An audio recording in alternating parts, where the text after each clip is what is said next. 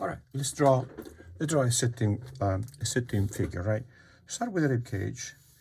I like to start with rib cage because it's a big volume, and it's maybe the most important volume in the body. So I like to establish that first, right? And it's also kind of central to the body, not really central, but it's an imponent mass, right? So it would make sense to start with a head, because then once I establish the head, I can use all the measurement. I can find all the other measurement, right? But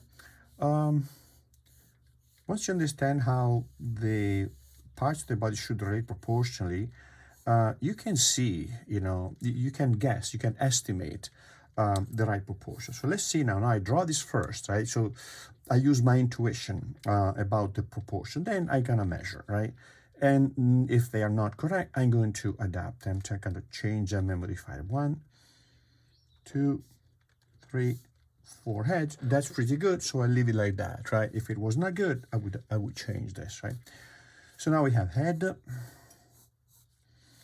slightly turned,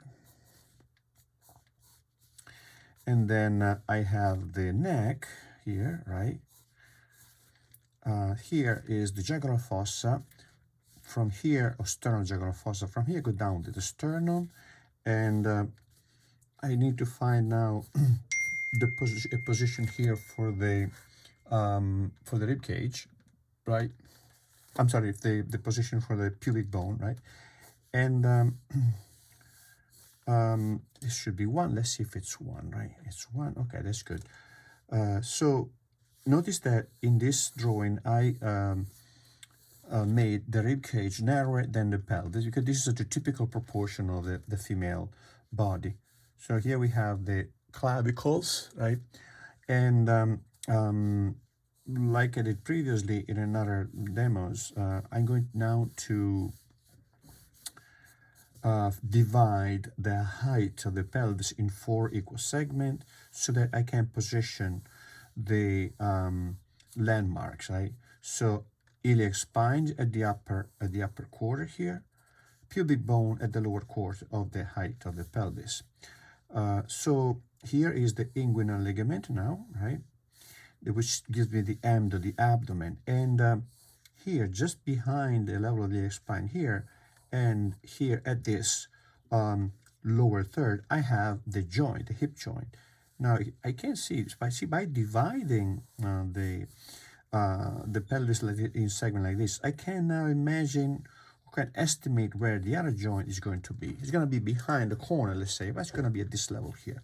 So now let's draw a foreshortened thigh, right?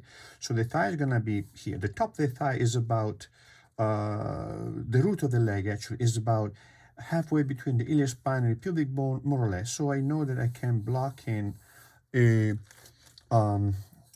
truncated cone here for the thigh, and I can imagine as a strongly foreshortened volume, right? So this is the root, and this is the end of the leg. This is where the knee is going to be, right? So let's see, now I have another thigh here like this. This can go out again from this point in here with the joint. It can go out like this, right? Like this, right?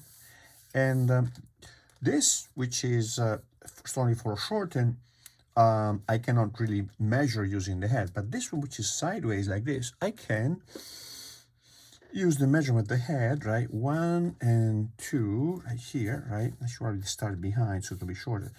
And now we can block in maybe this leg like this, right?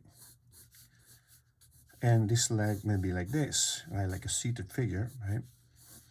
These we can estimate more or less a little bit less than 2 head, right? 1 and 2. All right, that's good. This is the other leg, and now we can block in the foot here, right? So sphere for the heel and wedge, right? Sphere and wedge, like that, right? So arms, right? We're gonna apply the arms. At the end of the clavicles, I'm going to have the shoulder joint here and here, and therefore the arm develop below the level of the clavicle. The clavicle could be lifted like this, right? If I lift an arm, then the shoulder joint is going to be here. So the arm, instead of being maybe here, I'm lifting an arm, right? And the clavicle will move up like this, right?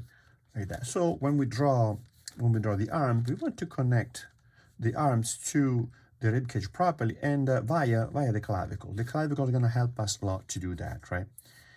Notice also how beautiful continuity we have here between the face, the neck, right, the sternum, the linea alba, and then down to the pubic bone.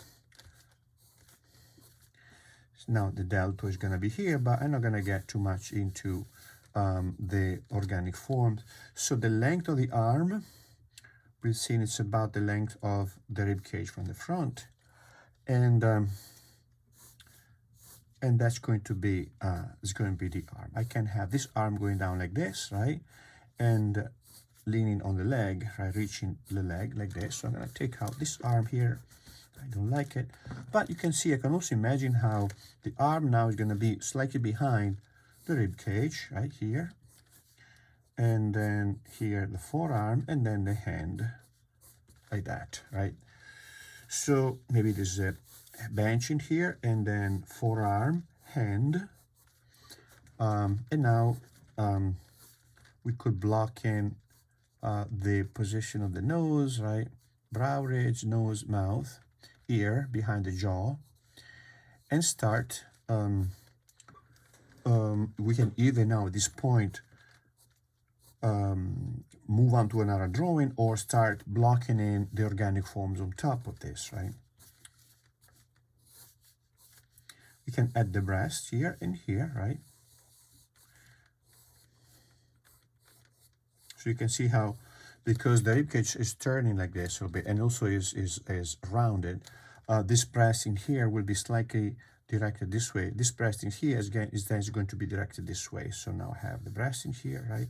And the breast in here, which is going to be probably poking out past the rib cage. And there you have it.